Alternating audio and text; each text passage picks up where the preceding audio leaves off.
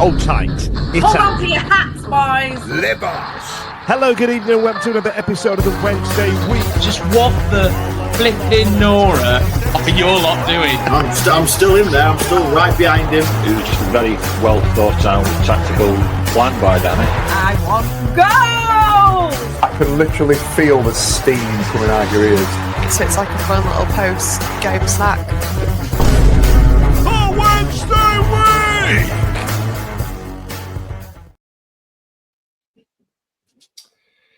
Hello and welcome to a very special post-bank holiday episode of the Wednesday Week. With the season shenanigans at Watford firmly in the rearview mirror, there's little in the way of match analysis to talk about. And with off-field activity currently at something of an impasse, there's not much anything, Dapon or Danny, that we need to be discussing either, that we haven't already spoken about already, that is.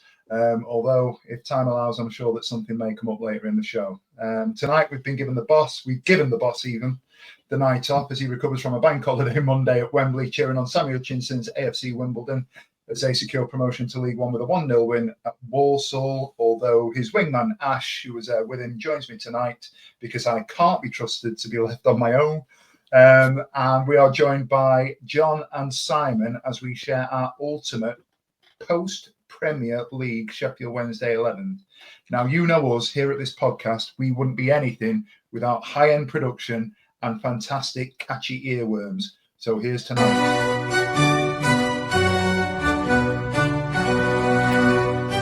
Here's our best 11 since 2000. We've been shite, but we've had lads who could still fight. 4 of us picked our favourite crew, and half of them you've never heard, it's true. Brilliant. Wow. Literally no expense spared. No expense spared. And that is why we're award winning. Lads, I really don't think it's that, Stevie. I really don't think it's that. I don't know what it is, actually, to be honest. Maybe not that. Maybe not that. Ash, talk to me about Wembley. How was it? How was it being at Wembley without any pressure? Yeah, it was good. Yeah, brilliant. I think there was nearly 30,000 Wimbledon supporters there. Brilliant. It was good. Yeah, it's totally different atmosphere, isn't it? Totally different when you're walking in there. One, I was sober walking in there. And two, where you just didn't really... I did care what the result was, obviously, but it wasn't the pressure. But, yeah, really good. Pretending to be a Wimbledon fan for the day. Yeah, it was good. I met loads of people, had a good chat. Yeah, I like it. Yeah, it was good. Good atmosphere. Did you cheer? Did I cheer? Yeah, I joined in with a couple of little ditties and stuff. But Dan and my lads, they were fully immersed in the Wimbledon. Lad had a shirt on. Dan had his tracksuit top on. Proper Wimbledon fans for the day. It was good. Really good atmosphere. Good day. Yeah, had some good beer as well, which is always good. Yeah, love it. Good to hear. Jon, good bank holiday? Yeah, as I was saying earlier, our season's finished. Someone else's might be finished though, but it looks of things. And with the no football to ruin our weekend, it was amazing. Another event actually made mine as well. So yeah, happy days, mate. Happy days. I don't know what it will. I don't know if anyone else. No idea what you're talking about, Jon. How about you, Si? Have a good extended weekend. Yes, it was a lovely extended week, and I was going to ask Ash if the puddles had sort of dried up in the stadium. If there were the tears that were shed on a certain day, apparently, had dried up. They had. There was no puddles on Wembley Way. Oh dear, that was it. They were all gone. So yeah. But it was good to see another. It was just a bridge too far for them, weren't it? But Jesus, Jon.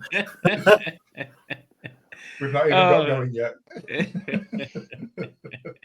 Okay, so right then, over the next hour then, we're going to spend that period of time sharing our individual teams. So for the benefits of those people who have seen the promos on social media over the last few days, we have come together, and it's something that we'll discuss a little bit later in the show, with a themed episode this evening where we're going to look at the best 11 Sheffield Wednesday players. Now, it would be very easy of us to sit down and talk about the heady days of the Premier League, talking about winning cups, talking about winning at Wembley, talking about being victorious on that grand stage.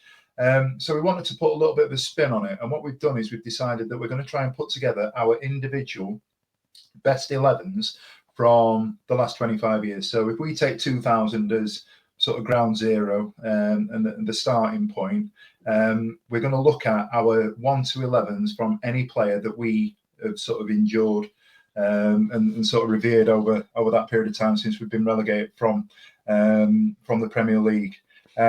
When we do it, obviously we're going to have plenty of graphics that we're going to be sharing, and I want to give a little bit of a disclaimer. We've done this privately. We've not shared it with anybody. We've gone through Dan, and Dan's put the graphics together as he does for us. So it's going to be a first time sort of viewing for all of us to see where we are and how similar or how different these teams are. I don't know who's going to be most nervous about it. All right, and I'm curious to see who gets the sort of the most favourable comments in the chat as we go. Are there going to be any major surprises? Are there going to be any major ones that people disagree with? So if you are watching live, and even if you're watching back, feel free to drop us a comment. And as we always say, the socials are down the bottom. Really appreciate it if you like and subscribe. But yeah, get involved in the comments. Let us know what you agree with, what you disagree with. And as we go through the evening, I'm really curious, and I thought about this a lot today. Is there anybody that I've missed, or is there anybody that we've missed that you guys sort of think about and are jumping out at? So we'll give that a go. There's got to be Stevie, or this show is going to be really boring when we all roll out the same 11. Now, yes, it's going to be interesting. Like I said, we've not seen each other's teams. I am very, very confident that there's going to be a couple of positions that probably 3 out of 4 of us have got, or even all 4 of us, because we have had those sorts of players. But yeah, I totally agree. It's going to be good. Get in the comments and slaters and raters. I think what it has shown is, when putting this together, is over the 25 years, how many rubbish players we've had, and players. Mr. Positives here now, isn't it? I know I'm the old man of the podcast, but I do suffer from memory issues sometimes.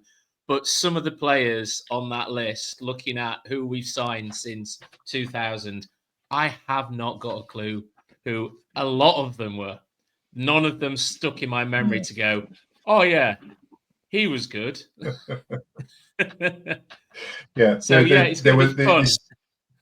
There were certainly a couple that I've gone, oh, he's in by default. I'm not going to lie. There's a certain couple of positions they've gone in by default, and I wanted to, full disclosure, I wanted to try and avoid putting in the 2015 or 14 to 16 Carlos season 1 era. I think that would have been quite an easy trope to fall into as well. A, because it's quite recent in our memory, and B, because that's the team that got us closest back to the sort of promised land, wasn't it? But we'll see how we get on. Right, what we're going to do is we'll go around the panel and we'll get position at a time. So we'll go goalkeeper, defence, midfield, striker, and just offer up a little bit of sort of a viewpoint as to why we've gone for the players that we've gone for. And seeing as you are top left on my screen, Simon, I'm going to start with you. Would you like to introduce your goalkeeper? Yes, I'd like to introduce my goalkeeper. He is probably a goalkeeper that has probably been one of the best goalkeepers I've actually seen in my living memory at Wednesday. Yes, come Dawson. He, I think, in my opinion, he surpasses Pressman, Chris Woods, Turner, the guys that I saw sort of pre-2000. And that would be Kieran Westwood. The guy came in and spent, believe it or not, everybody talks about his Sunderland career. He actually played more for Wednesday than he did for Sunderland.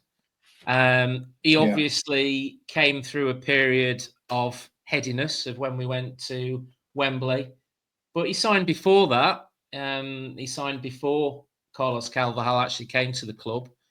And what he did bring was a goalkeeper who commanded his area, who was absolutely superb at stopping shots, who was great at distribution. He had everything. And he also had character. So much character, I think, that certain managers couldn't handle him towards his end of his tenure at Hillsborough. Famously dropped by Jos Lukai, famously dropped by Gary Monk, and famously brought back in the team by Lee Bullen every time Lee Bullen took the reins. A nice guy, loved by many, many ladies, Sheffield Wednesday supported ladies. He was good on the eye as well as good in goal. And to me, that's why I vote him as my best keeper that we have had since 2000. I have to say, I'll just offer a little bit of input there, because rather than break the sort of the formula up, I have to say I'd agree with everything that you've said there. We are blessed at Sheffield Wednesday with some very good goalkeepers, whether they be our signings or players that we've had on loan. But we've been a bit of a hotbed, haven't we, over the course of the 25 years. But for everything that you said there, Si, I'd be inclined to agree. John, how about you? Yeah, I'm going to agree wholeheartedly with that choice. Kieran Westwood, I thought was fantastic. When we first went down, we still did have Pressman for a bit, but Pressman was on the wane by then. But Westwood came in. I think he'd been a number 2 elsewhere in his career, and he came to us given that fresh start and as a number 1 goalkeeper again. And he took it with open arms, and his reflexes, his shot stopping were some of the best I've seen down at Hillsborough. Especially when you consider, we were a second division team by then.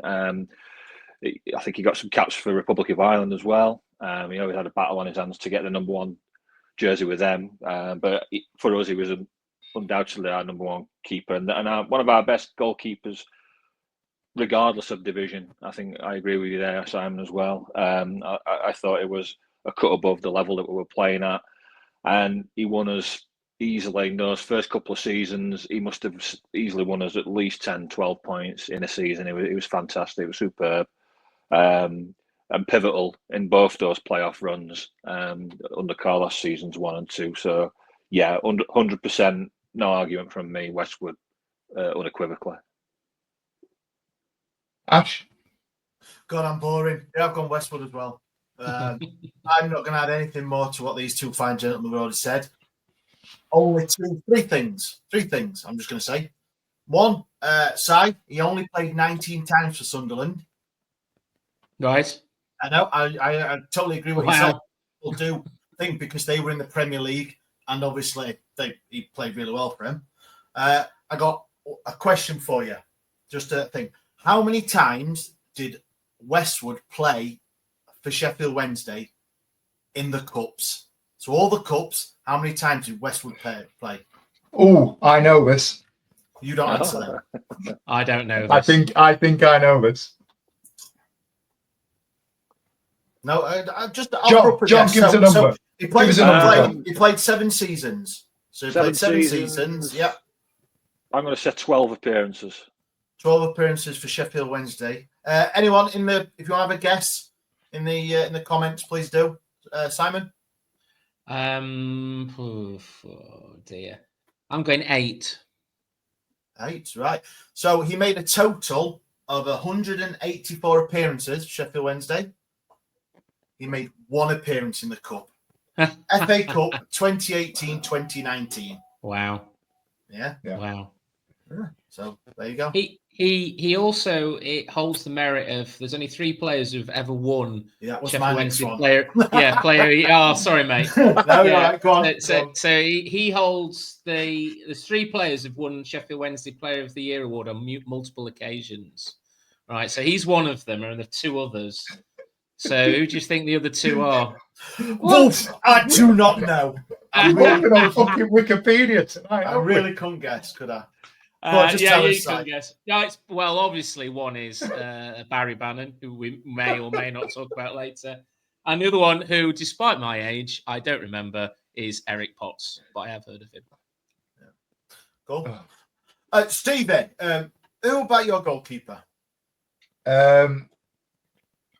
No, well, right, move on. He's then. there. Left He's back. there.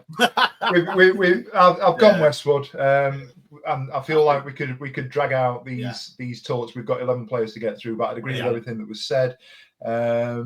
He made the 2015 EFL Player Team of the Year, didn't he? That's another wiki stat for you.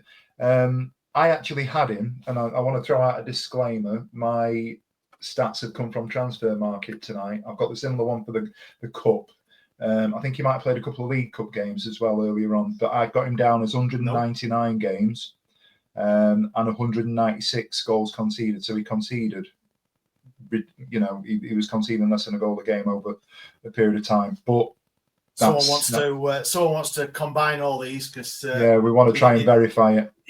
Someone who's probably I know we know just the guy in the last man standing, Pete the stat wanker. He can sort that out, can't Get Pete Lohman. Get him Make on. sure Pete's watching. Yeah. Cool. Okay, so little graphic for you there. As we said, Kieran Westwood is our TWW post-Prem era goalkeeper, 1 to 11 goalkeeper, 21 international caps. We can argue the merits of we're there or thereabouts ballpark, 199 appearances, 196 conceded, 73 clean sheets, depending on who you want to believe. Go on, believe Stevie, not Ash. Go on. One of us are in the middle. It might be in the middle, but we'll get to it. Okay, so let's go into our back fours. Ash, just to mix it up a bit, do you want to go with your back fours? What I'm going to do for you, just to jog your memory, is I'm going to put your graphic up now. So are we doing all the back four? Sorry, I thought we were going by position. Apologies. I'll change. I'll get rid of this. I'll get this thing. Oof. We're there with the boss. We're there with the boss. Oh, so yeah. So here's the graphic that we've prepared. I'll let you introduce it, Ash. Yeah. So my back four went Tommy Spur at left back, Glenn Louvens one centre back, Tom Lees, and there's a disclaimer in that, or Michael Hector, and of course it had to be Jack Hunt at right back. That's my back four. Obviously you will disagree, no doubt. Tommy Spur, boyhood Wednesday fan. I mean, I've got it down here, played 192 games for Wednesday. I had no issue with him at all. I thought he was quite solid without being spectacular. He's not one of those players that you're going to go, a la Marvin Johnson, so we say, who's got that attacking threat, who's consistently either scoring or assisting. So me, and then Louvens, and it was Lees or Hector. I put Hector in there because I thought for a guy who came on a 1 year and won the Player of the Season was phenomenal. And I don't know if he can really be classed after one season, or Shea Charles would obviously be in all over this. So I did. It was a caveat that I was mightily impressed with Michael Hector. And you can't have no other right back than Jack Hunt. I'm sorry, just purely for the Iceman. But hey, there we go. Jack Hunt left the club, came back, and obviously contributed to probably, I won't speak for you guys, but probably the best night of my life, apart from obviously children. I've got to say that Mrs. Rogers is next door, all that. So. And I think my mum might be watching as well. So, that's my back four. So, there we go. I'm gonna chuck a stat in for you. Did you know that when we sold Jack Hunt, we sold him to Bristol City? Do you know how much we sold him for? It's over $1 million, wasn't it? 1.2 was it? Something like that. 1.5. 1.7. Oh, wow. We got 1.7 million for Jack Hunt. Again, so is that a player that we've actually got money for? Then? Well. Interestingly enough, there was a time in the mid-2010s where we actually sold players for money. We recouped a significant amount. And I'm sure in the 11s that we've got tonight, there'll be players that moved on for fees. And I'm sure we'll get to that. Simon, yes. You want to give us your back four, please? Yes. So I have Liam Palmer. I have Glenn Louvens. I have, here's a left field choice for you, Majid Bouguera. and then I have Lewis Buxton. So if I go through, do you want me to go through each of them, or do you want me to pick out one in particular? You go through them. Go through them. I'm going for. I went for Liam because Liam. I'm interested to hear left back Liam Palmer here. Left back, right back. He can play anywhere across the back four, can't he? He can also play midfield. He's got to go in that position though. He's got to play left back. He has played left back a number of times, Ash, and you jolly well know it. But he's better than the other. And Lewis Buxton has played right back and centre back as well. And so at the end of the day, what I'm going for here on my left back and right back is the fact that these guys. Well, firstly, let's go to Palmer. Liam Palmer, obviously a stalwart at Sheffield Wednesday, went through an awful lot of what can I say, shit over the years from our fans in regards to his performances. But the guy just got better and better and better. And I think, personally, Steve might disagree, I think he peaked in our year when we went up through the playoffs. He did the runs, what was he doing, 10K a day and stuff like that. He came into it so fit, and he just proved to everybody what a consummate professional he was. And that's why he has to be in my back four. The guy is ever dependable. And I think now, unfortunately, one, age has caught up with him. And two, the game is moved on in the Championship. A young Liam Palmer with the head and experience of what he has now would be an amazing signing. That's why I picked Liam. Glenn Loovens, what a signing Glenn Loovens was. I mean, he was actually brought into the side by Dave Jones, and we signed him on the day that Dave Jones got the sack.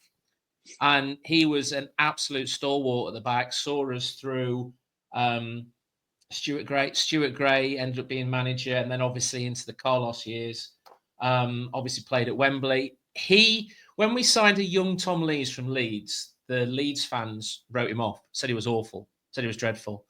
And you know what? I think the player that made Tom Lees that really good player at the start was Glenn Loovens. Glenn Loovens was a consummate captain. He was brilliant. And unfortunately, again, age caught up with him. And I think age caught up with him when we played Huddersfield in the playoffs. And it's a horrible thing to say, but his legs had gone and he's lost his pace. And then we saw then when he left, Tom Lees looked a little lost. He hadn't got that captain by the side of him. Magic Bagheera. So Steve alluded to the fact that we used to sign players and then actually make money out of this. This guy we signed, right? I think we signed him. Did we sign from Crew or something along those sort of lines? And in 6 months, we signed him for around about 300,000, sold him for 2.5 million in 6 months to Charlton Athletic. The guy went on to play for Rangers. He played for Algeria national team. When he got the ball from midfield and took that ball through midfield, from defence through midfield, there was something amazing about him. And we never, ever saw... He actually interviewed him a few years ago, and he said the worst move he ever did was leave Sheffield Wednesday and go to Charlton. He wished he'd stayed. And I think we would have seen an amazing player. And he went on to play in the Premier League and the Scottish Premier League. That's how good he was. And we made a whopping £2.2 million out of him in 6 months of him playing for Wednesday, which is amazing signing. We can only dream of signings like that now. And then finally, Lewis Buxton, what a servant to the club. Again, we think we signed him from Stoke. I remember this is where I sit. I always thought he was one of the shorter players. And then we played Man City on a Wednesday night when we got hammered. I can't remember what the score was. Frank Lampard was playing for them and we got destroyed. But he's a big lad, is our Lewis. 6'1", 6'2". And what a great player. And he could play again across the back four. And I think he really peaked, his career peaked at Wednesday. Great stalwart. Played many games for Sheffield Wednesday. I'll have a look at my stats that I've got. He says on the wrong page. Oh yeah, I can't find it. There you go. Unbelievable. That's how well prepared I am. But he played a lot. Yeah, over 200. Great player.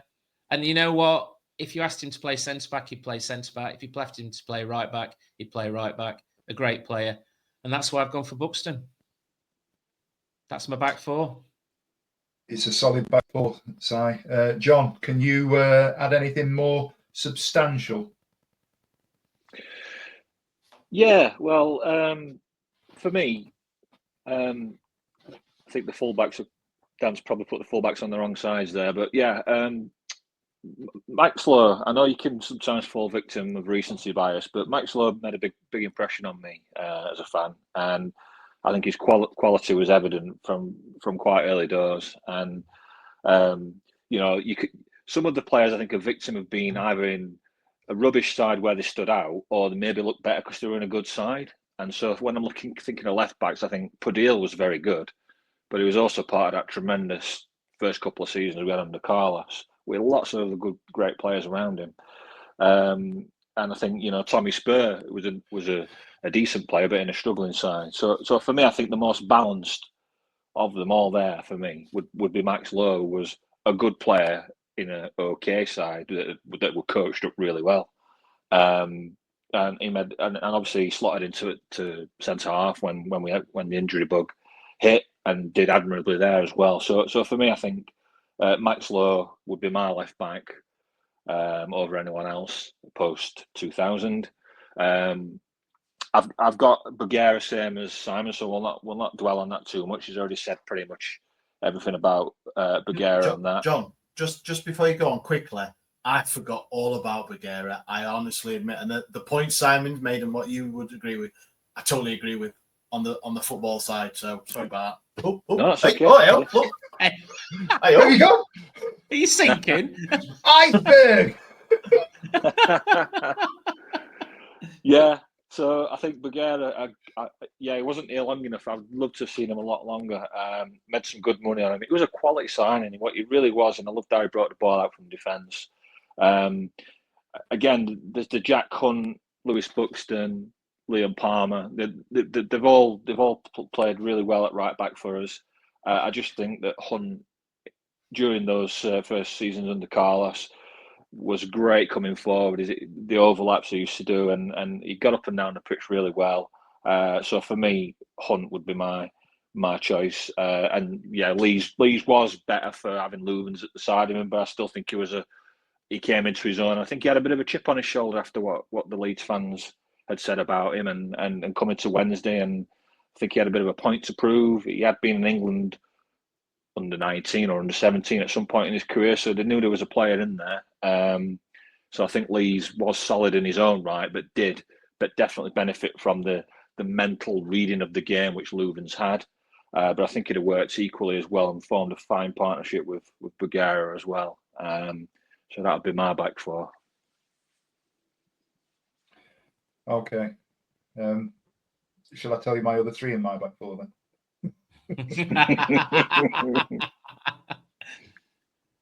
I've gone for the following back four. Again, wanted to mix it up a little bit. I was keen not to go entirely down the 2014 to 16 era, which is one of the reasons that Poodle missed out. Louvens, as good a centre half as we've had in the last 25 years for me. And I think genuinely the only person that can come anywhere near him in terms of ability. And I do think there's still going to be a leader in there with a couple more, maybe a couple of years. Probably not with Sheffield Wednesday in the current climate, but Deschamps Bernard will be a hell of a player when he continues to mature. Palmer, I don't really need to speak too much about it.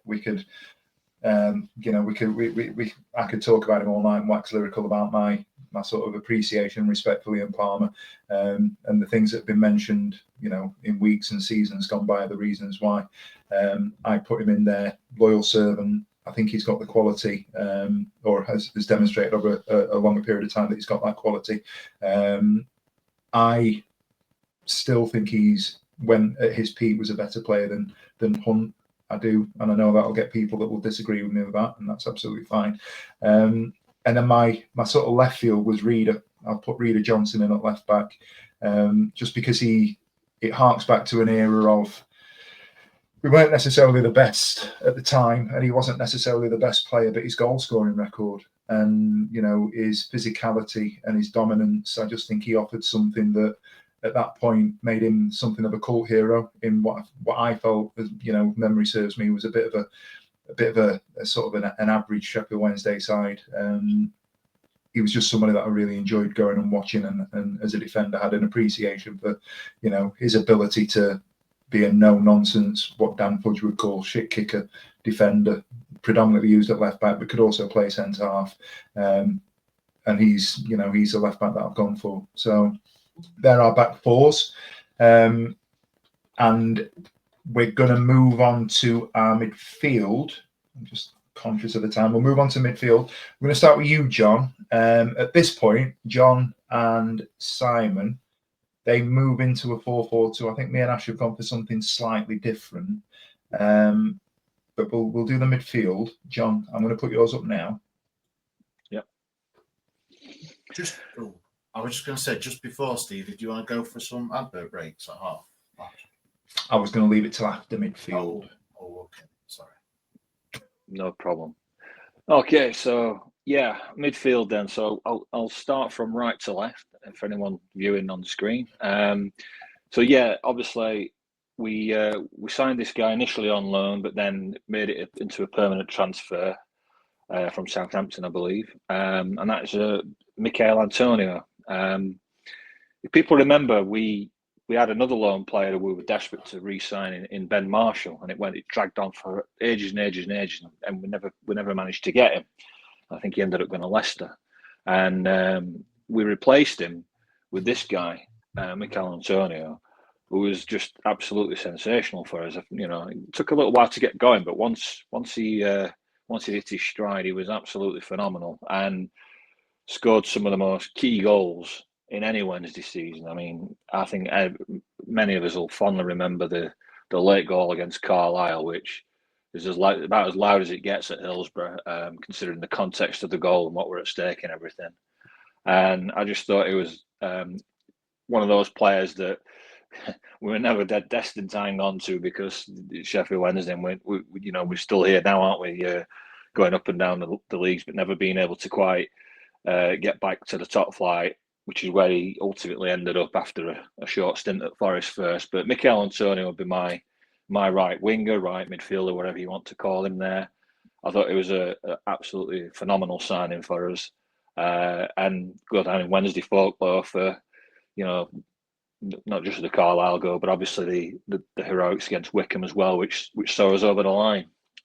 So we're moving side to another player who we initially signed, and I think when we signed him, he was a right back at the time, in Kieran Lee, who's been on Man United's books as well. Kieran came in, and obviously, we'd got some people already playing at right back. He was not really in the side as much as when he first joined us, but then we thrust him into midfield. I don't know when or where, to be honest, but because he just seemed like he'd been an ever-present, but he found his way into midfield and never looked back. It was an absolute compliment to Barry Bannon, as many other players have come and gone, have done the same. But Kieran Lee just had wonderful vision, wonderful composure on the ball, great passing, key goals as well. One of those players that he never seemed to be any less than a 7 out of 10, and another key figure in the two wonderful seasons we had, where we almost did it but didn't quite. And yeah, he was very much another fan favourite who had a great spell with us, and sad to see that it didn't fulfil the ambition of promotion with us, and eventually moved on.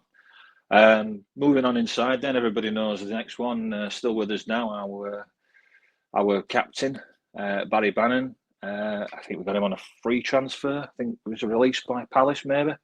He got brought in as well, and what can you say? One of Sheffield Wednesday's, well, it's got to be one of Sheffield Wednesday's best ever signings. Particular outside the top division. He's got a plethora of caps for Scotland. He's been many appearances for Sheffield Wednesday. In many ways, he's Mr. Sheffield Wednesday. He's seen it all. He's been to playoff finals for Championship, been with us on a playoff final for League One, suffered relegation, had the joys of promotion, and yeah, he's still an ever present now, and still going strong fantastic servant for the club. And we'll see where the journey continues with Barry Bannon. And then finally, from me on the left-hand side, another, I think maybe Chris Turner signed this geezer, and this Northern Ireland fella, Chris Brunt, wonderful left foot, scored some outrageous goals from us. There was one at Leeds, one at Leicester, I seem to remember as well. Had a couple at home as well. Part of that wonderful side that took us to the league, the League One playoff final in Cardiff, along with Glenn Whelan, formed a nice partnership with him as well. Another player I think we made money on as well. When we mentioned about rare players that we've sold for money, Chris Brunt was one of those. It was inevitable we would lose him again, a little bit typical of the fortunes of the club. But yeah, I thought Chris Brunt was a hammer of a left foot and was really good for us, and went on to play in the Premier League for many years with West Brom. So he'd complete my midfield lineup. Comprehensive analysis, John. Simon, stick yours up. You've been looking at yours. You're in there. You've got Bannon and Antonio, similar to what John has included, but you've also got Glenn Whelan, and you've stuck Forestierian on the left. So I'm going to give you 90 seconds or so to go through those. Yeah, Glenn Whelan for me, it was a really difficult one between Glenn and Kieran Lee. But I sort of looked at where we'd come from, where those players had gone. Glenn Whelan was signed on a free by Chris Turner a long time of where we brought Chris Brunt in, massive reducing wage costs. Fundamental, I think he won in the Cardiff playoff final. He won Player of the Game, scored in that. He always reminded me of a cross between sort of Danny Wilson and John Sheridan. And you know what? I think he would have been amazing against the side of Bannon, because he not only could break play up, but he could pass a ball as well. I thought he was a great, great player. We sold him to Stoke for £500,000, which, when you look at his career at Stoke, seems a bit of a steal for Stoke, really, $500,000. But a great, great player. And I think he came back to Hillsborough for Villa, I think it was. And then I think I saw him play in a Legends game. Sorry about the dog. And I would have signed him again. He was superb. And finally, Fernando, I stuck him out on the left. Probably not his natural position, but what was his natural position? He's a midfielder come striker. He was a bit of a maverick. He was a player that needed to be loved. And I think in his first season after he left Watford because he'd been left out, and I think he needed a move. In that first season at Hillsborough under Carlos, he was amazing, and I fell in love with him. Just one of the most amazing players I've seen in a blue and white shirt. Inventive, creative. But then it all sort of went a bit wrong the following year when I think he got his nose pushed out. There was rumours that people were getting paid more, and it all sort of went a bit sour from there. We had glimpses of what we had in that first season, but I mean, famously, the blue push bike, wasn't it? The blue push bike he had on Instagram, I think it was. And I don't think he ever really settled in Sheffield either. His home was always London. He loved living in London. He was always returning. He just rented in Chapeltown, I think. And eventually he left. But the sort of goals we score and the inventiveness, but on the other hand as well, the way some of the managers, I mean, I don't know whether any of you remember him played at right back at Barnsley away. Was he played at right back? I think Gary Monk played him. Yeah, Gary Monk played him there, and it was atrocious to see a player of such huge talent wasted.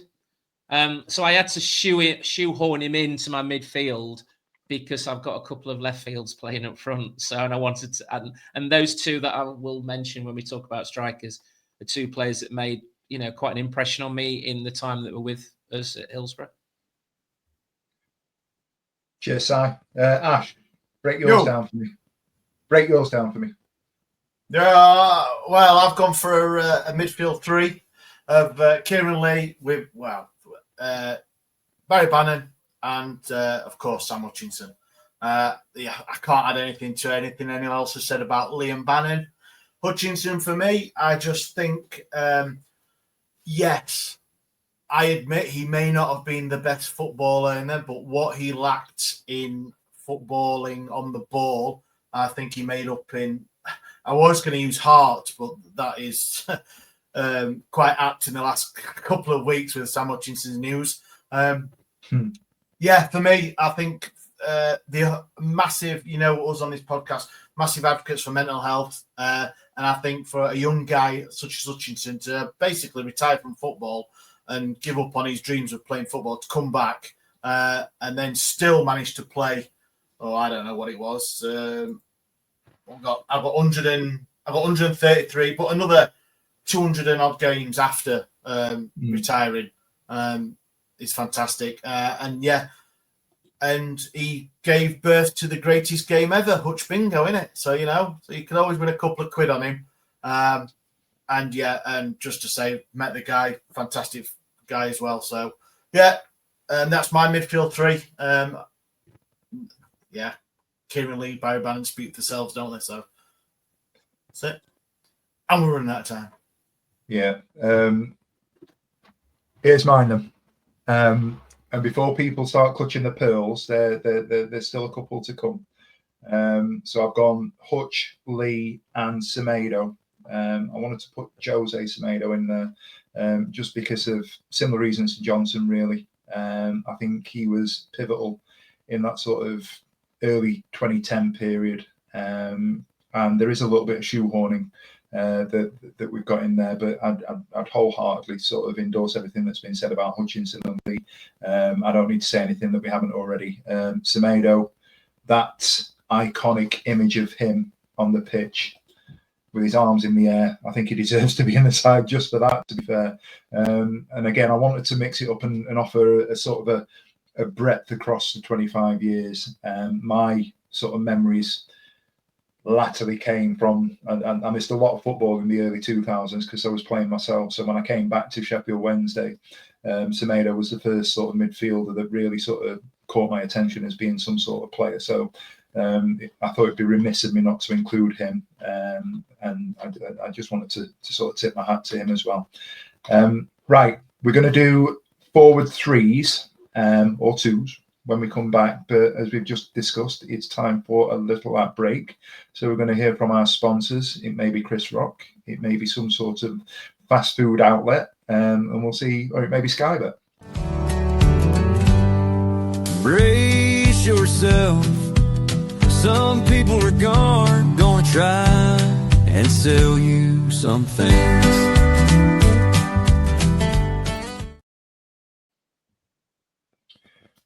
Bet responsibly. Guys, welcome back. We're going to get into our attacking lineup just to finish off our 1 to 11s. And we're going to start this time. I'm going to put him on the spot because he's not paying attention. I'm going to start with Ash and see if he can offer me a concise version of the reasons why he's picked his attacking lineup. I'll just give you the reason why I was on my phone. Was that I just got a random message from somebody saying, asking me about the consortium that's buying Sheffield Wednesday, supposedly. A name that's come out of nowhere. So weird, isn't it? So my front three was... Stop. Before you go any further. Oh, I need to change the banner, sorry. Go on. Oh...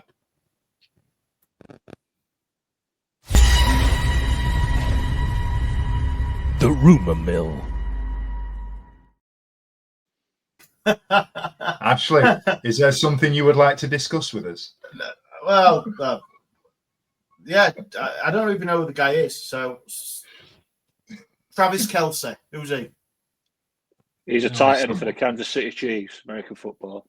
Famously dating Taylor Swift. Oh, that's bollocks, then, isn't it? I think that might be my daughter winding me up then. Anyway, go park it. Give me your front three. Give me your front three. My front three is Forestieri on the left, Antonio on the right, and just purely for the hashtag Hooper demands way back when he was signing for Sheffield Wednesday is Gary Hooper. We spoke about Forestieri, spoke about Antonio. Gary Hooper, what a natural born finisher he was. And what an absolute shame he got hampered by injuries. Because if we'd have got Celtic Gary Hooper, I'm telling you, we would have been a little bit better than we were. I think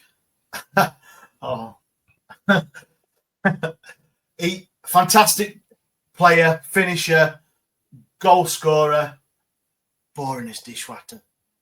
He was a talk one. The guy just doesn't like talking, does he? He was on the stage, but anyway. But that's not what we're here for. Talk about that. But he was massively uncomfortable on the mic. Massively shy, isn't he? Really shy. Yeah, he was. Really shy. But yeah, that's my front three. There is umpteen others that I could have put in, but Gary Hooper, Forestieri, and Antonio. I mean, Forestieri. You've said about it. A shame how it ended for him, Sheffield Wednesday. The way he acted, or believed to have been acting. It's all rumour, ITK in it, and I'm all right just saying that after reading that out. But Gary Hooper probably up front is unfortunately, what a player he could have been if injuries didn't rob him. Simon, I'm going to come to you. Cheers for that. I'm going to come to you with yours. As we talked about earlier, you've gone for a 4-4-2, so we've gone two up top. Interestingly, you've picked two players that I avoided, and I'll have my reasons for avoiding them. They're probably similar to the reasons that you've included them. So I'm going to give you the floor. Yeah. So these are two loan players. And in the heady days where loan players actually came to you for a month or a couple of months, it wasn't how we have now for a season, half a season. It was literally they came, they conquered, they left, or they came, they failed, they got chucked out. And the first one is Kenwyne Jones, Paul Sturrock signed for a month, who played 7 games and scored 7 goals. And he was absolutely out of this world. I think he was at Southampton at the time, and he went on to carry on playing for them and then went to Stoke. But Paul Sturrock just had him singing at the time. He was absolutely on fire, And who knows what could have happened if he'd actually stayed, if we'd had him for several months rather than the time that we did have him. But obviously, a striker starts scoring in every game. His own team's going to want him back, and they did. But it was superb up front, pacey, strong, and just had an eye for goal.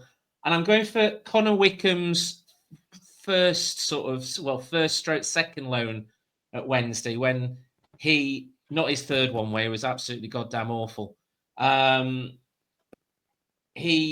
He was absolutely brilliant, and he was the player who, again, like Gary Hooper's career was ruined by injuries, absolutely ruined by injuries. What was it? He was with us 17 games, 9 goals, strong. He put 2 against Leeds in the 6-0 or 6-2 drubbing. I can't remember which it was. I think it was 6-0 drubbing. Just brilliant, just strong. And we cried out for him to come back. And unfortunately, I think by that time when he came back to us, he went to Crystal Palace, played in and out in the Premier League. But again, injuries like Hooper killed the lad, unfortunately. And that was him done. But there were 2 players strikers who just struck out in my mind that A, what could have been, and 2, prolific in the short time they were with Wednesday. And at the time, you were saying, Steve, about Semedo, they were shining lights in a dim period of our history. And that was the same with those 2 players.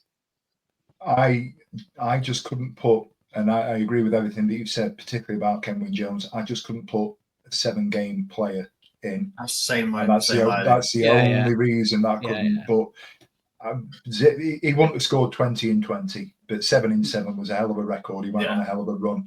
And I can just recollect that sort of period of time. He was absolutely phenomenal. But he'd have done an Ugbo, wouldn't he? He'd have done an Ugbo. yeah. In fact, for me, that he was out. But the lad went on to play in the Premier League on a regular basis. He did. And like Whelan and Brunt and numerous players that we've had, they've gone on and proved themselves at a far higher level, and we've set them on their career path, so to speak. Yeah, you're absolutely right, and interesting that you should mention that, because what we've done is we've put together a couple of alternative graphics as well, so sort of lineups, and we're going to drop those over social media over the next few days. So we've got one that is a loan loves, so 1 to 11 are the best Sheffield Wednesday loans. Another one is the who moved on to bigger and better things. So we're almost combining it there.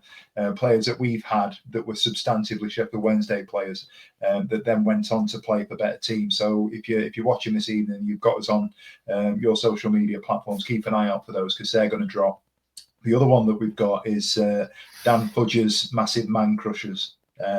Nobody else has had anything to do with that, but there is a 1 to 11 of the people that Dan Fudge would probably lick their necks if he was in the same room as. Is it like the Roland Nielsen one where it's Aidan Flint on every number apart from number 9? I can neither confirm nor deny who's on it, but I can guarantee that Aidan Flint is on it. Will be on there. Yeah. He is on there somewhere. I'm gonna chuck mine up super quick. Just conscious of time. I did say that there was a little bit of shoehorning in. I couldn't just a bit. I couldn't not put Bannon in there. And if I'm honest with you, I toyed with pulling him out. Pulling Semedo out and sticking Brunt in at 5 o'clock this afternoon. But I thought, you know what? No, we'll stick with what we've got. We'll give the lads that are in there the recognition that they deserve. Bannon did spend his sort of formative years at Sheffield Wednesday out on the left-hand side. I'm not saying it was his best position, but he, for with a little bit of artistic license, gets in my 1 to 11 for all of those reasons. It is a little bit sort of defensive heavy. I do think that Kieran Lee could do a job further up the pitch, supporting. But for the purposes that we've got this evening, I put Bannon on the left-hand side. Seeing it more as a sort of a 4-5-1 or a 4-4-1-1, if you like, than a 4-3-3. But I've no doubt that a younger Barry Bannon could have, gone and done a job on that left-hand side of a front three. And then I've got Forestieri on the right-hand side. We've spoken about him. And Gary Hooper, for me, in terms of finishing, I don't think we had a more natural and consistent striker, as Ash alluded to earlier on. Yeah. Incredible to think what he could have been if we'd have had the player that didn't get injured and was at the levels that he'd attained when he was playing at Celtic and playing in the sort of the Scottish Premiership and playing in the Champions League. We'd have been right up there. I genuinely believe that, and I think there's an argument that would have been a Premier League team. John, having said all of that, I'd like to see what you've got. So do you want to talk us through your final two?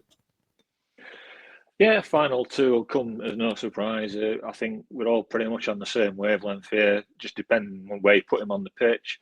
Obviously, we spoke already about Forestieri. I spoke a lot about him. The Mercurial, Maverick, Mardy Bum. Pick your M's there with him, to be honest with you. But he was a key player for us, scored some fantastic goals. Norwich away always sticks in my mind. And then Hooper, yeah, I agree entirely with what you said there, Stevie. Absolute clinical finisher. Sad that he was robbed a lot of game time because of injuries, and had the best chant. I still hear this chant in my head from time to time. The Hooper's on fire. When we were going down to Wembley, it was a song that fans were always getting on board with and singing. Very memorable player, and but for injuries, I agree. I think could have been a different story.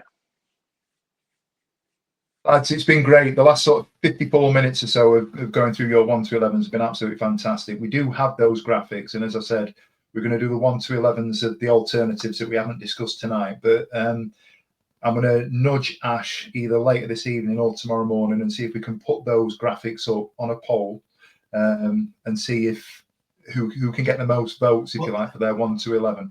I was just going to say, I've got a question, and Gary's just beat me to it.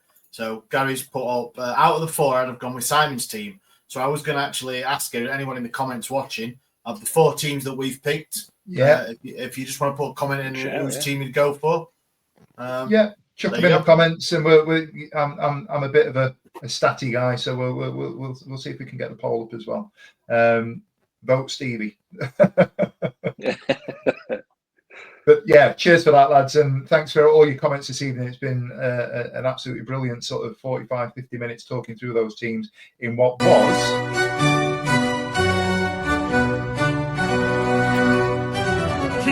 best 11 since 2000 we've been shite, but we've had lads who could still fight.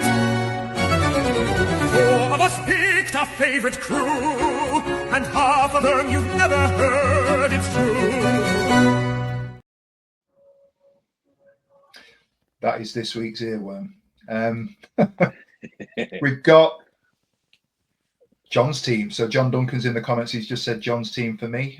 Somebody somewhere will agree with me at some point, hopefully. If not anybody out there, I'm going to pay my daughter to do it. We've got about 10 minutes left, and I want to sort of bring things back to the fore and the sort of current state of affairs. So I'm going to introduce tonight's Hot Topic.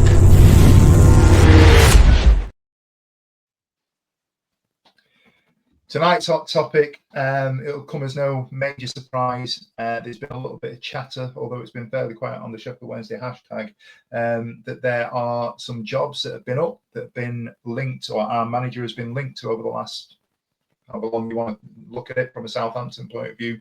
We're talking 6 months. There's also been rumours elsewhere. So my hot topic this evening is, with Will Still being announced as Southampton manager and Russell Martin heavily linked with the Leicester job, I'm going to ask you, gentlemen, what's Danny's next move? Doloff has been signed, right? Well, S6. He's got a job. He's got a contract. He's got a job.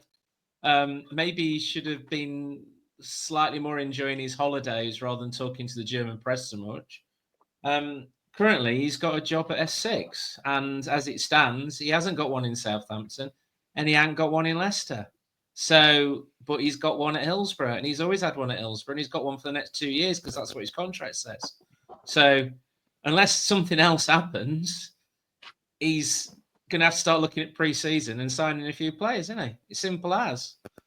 You know, we've lost our one of the coaches today, haven't we? To Wickham, the analyst. Yeah, one of the analysts. Yeah, no, he's stats wankers. And then a few of the other guys' contracts are running out in the next week or so. So 3 days, isn't it? Yeah. So as it stands, they've all gone for people with a little bit more pedigree, Danny. You know, I think you've probably needed another year or so at Hillsborough to prove yourself. That's my opinion. Ash, I'm going to come to you, and I'm going to ask you the similar question from a different standpoint. Do you think that Chansiri and the contract that Rule signed have priced Rule out of other teams' interest, if you like, and they've gone for alternatives, having had Danny Rule as previously their number one?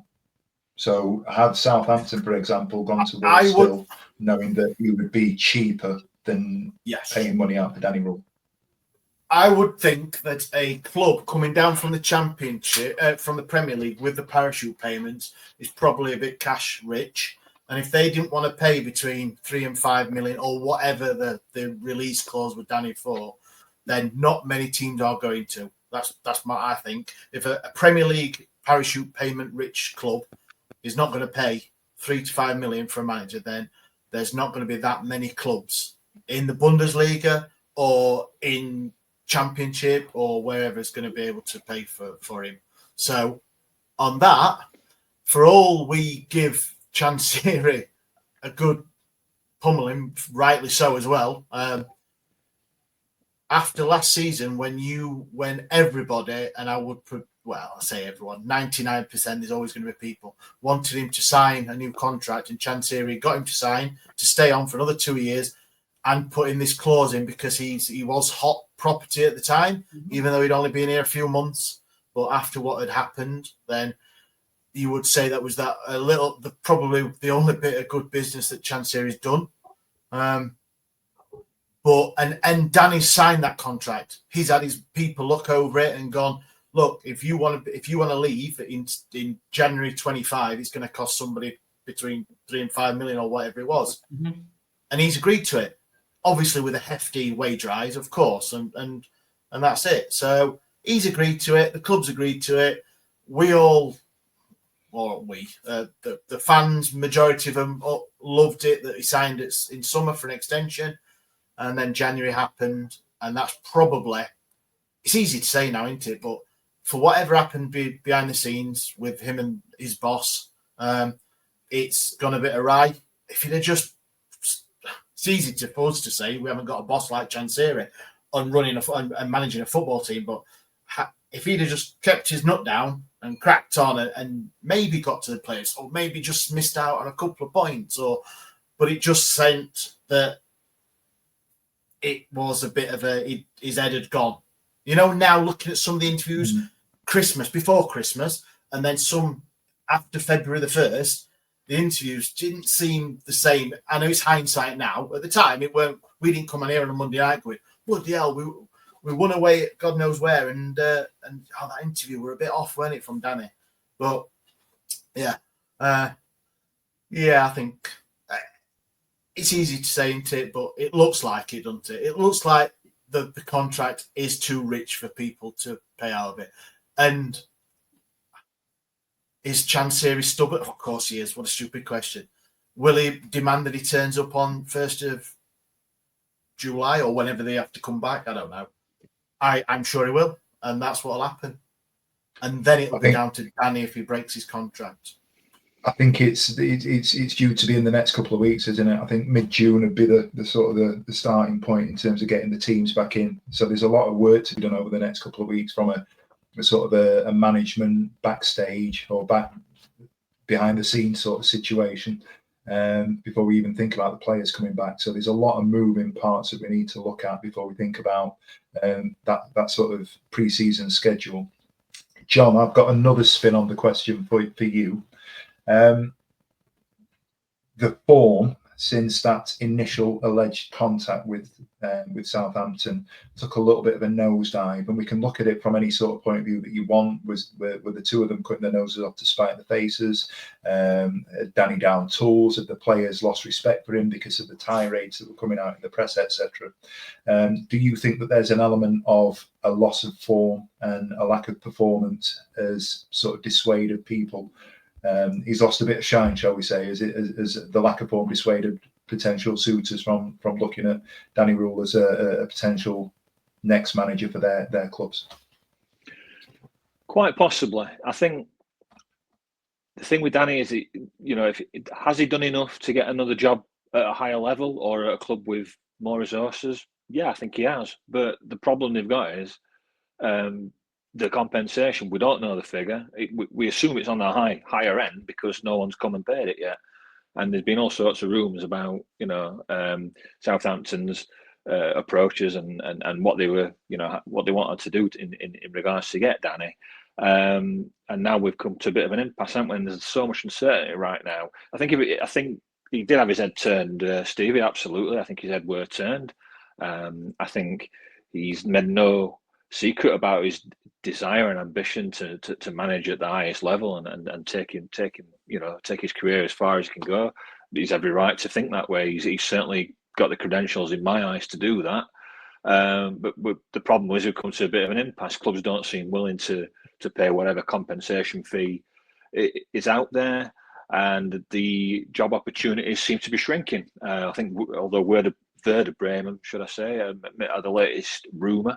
And we'll have to see on that one. But it's weird if he just kind of got his nose down, kept his nose clean, got his head down, and we'd finished strong and maybe just missed out on the playoffs by a couple of points here or there.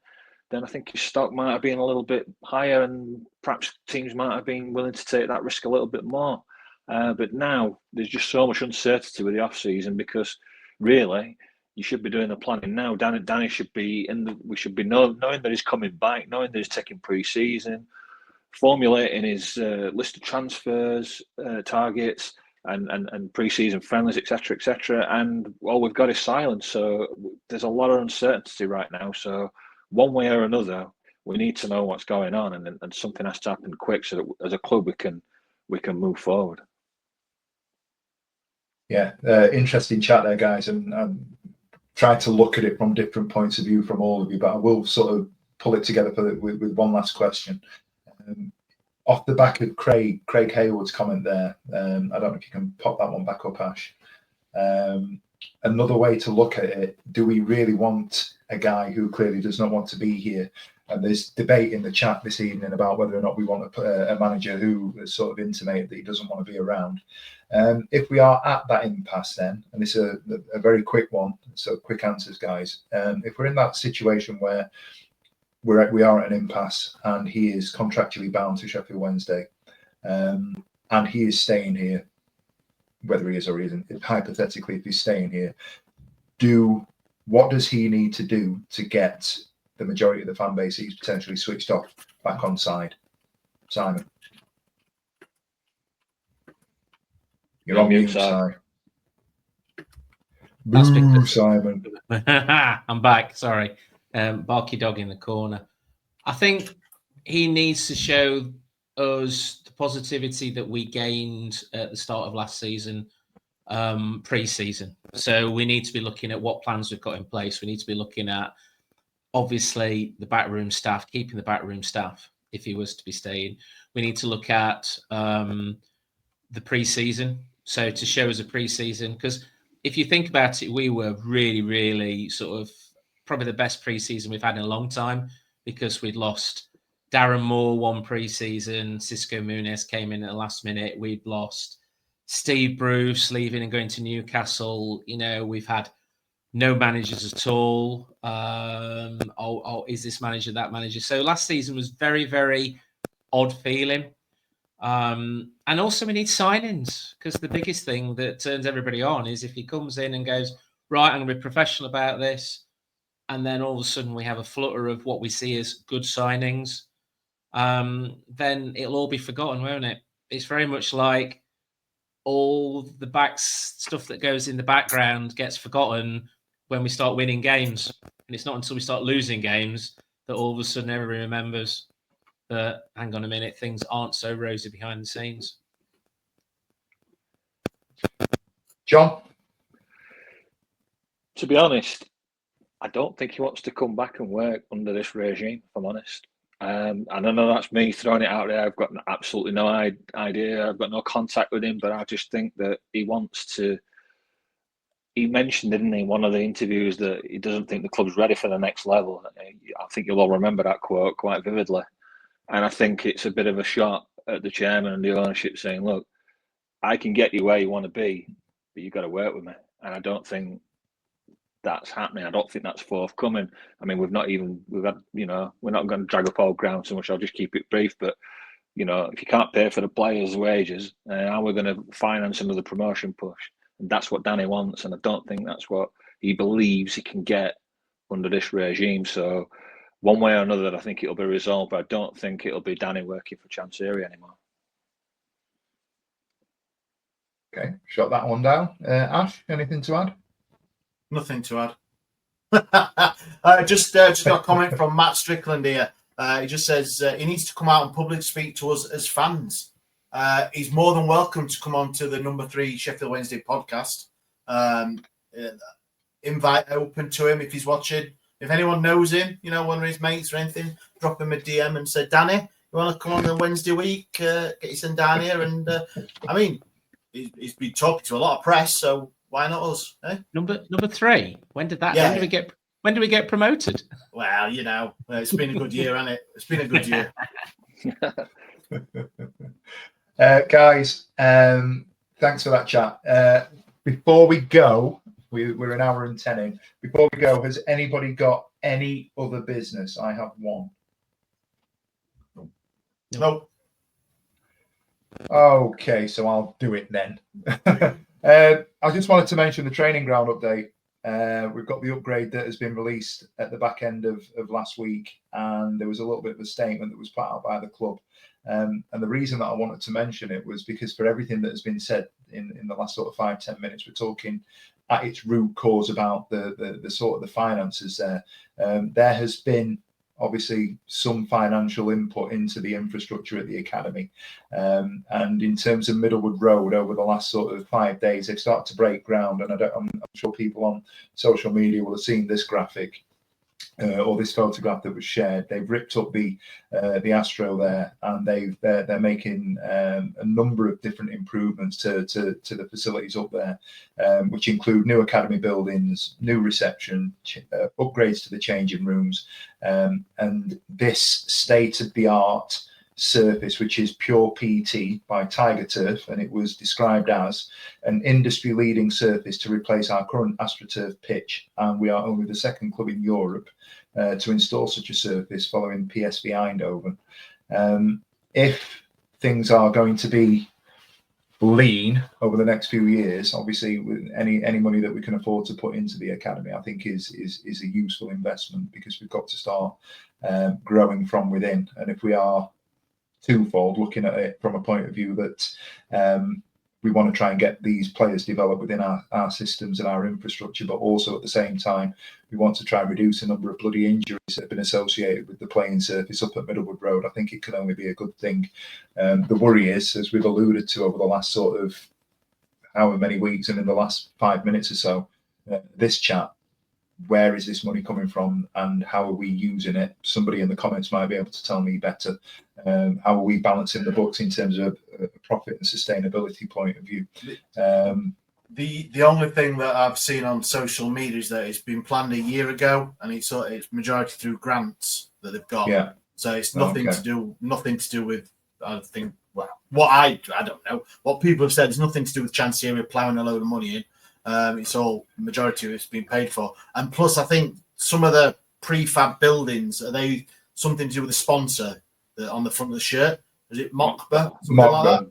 Something, I think that some people, whoever they're providing them, so that might have been in with the deal, you know, if you get your name on the front of the shirt or whatever. Does that mean Mockba is sticking around, or was that part of the original sponsorship deal? I don't know, mate. Don't know. Right. I ain't got a clue, but yeah, just think, because obviously it's like anything with. No, I nearly went on a rant. But it's anything to do with our club, isn't it? Everything is in the know. He said, she said. Nobody actually knows. It's people on the social medias that you can believe. You can believe anyone you want. We know nothing, and so we'll report nothing. But you go on there. People do, don't they? They pick on everything. So you can look at that, and yeah, I think Jay has just put in the chat as well. He's had a look on the Sheffield's planning portal, and there isn't a bean as far as I can see. So, I mean, his own fans are doing investigation work on every aspect of the club. You got people who might be buying, managers that might come and spy. Yeah, because people want to know, don't they? People want to know what's happening with their club, and we just don't. So, if anyone wants to come on this podcast and let everyone know straight from the horse's mouth, then more than welcome. Why not? Throw the invite out there. Yeah, we'll check it out. And that leads us into the final bit tonight, where we were talking about this being a themed show. There isn't a great deal going on at the minute. And obviously, if things do pop up, as we did last Thursday, I think it was, we had an emergency pod when we were talking about the players that were released. Any news that breaks, we're not going to be a million miles away from it. But whilst it is fairly quiet in that sort of interim period between the close season and pre-season starting up again, we are looking for things to talk about. We have got a couple of ideas that are going, that are in the ether, and we're working on a few bits. We've been doing the Q&A sessions now for better part of 8-9 months, me, Ash, Dan.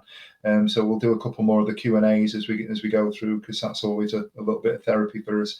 If there's anything Sheffield Wednesday related that you'd like us to sort of long form talk about on a podcast, please drop us a DM, all the social medias. I should leave this bit to Simon, shouldn't I?